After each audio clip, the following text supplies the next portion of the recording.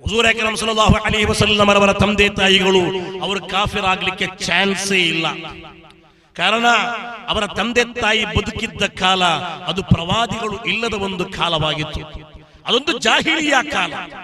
ಒಂದು ಪ್ರವಾದಿಗಳು ಬರದೆ, ಒಂದು ಜನರಿಗೆ, ಒಂದು ಜನಾಂಗಕ್ಕೆ ಎಚ್ಚರಿಕೆಯನ್ನು ಕೊಡುವ ಪ್ರವಾದಿಗಳು ಗ್ರಂಥಗಳೆಲ್ಲ ಬರದೆ ಒಂದು ಜನಾಂಗವನ್ನು ಅಲ್ಲಾಹು ಶಿಕ್ಷಿಸುವುದಿಲ್ಲ.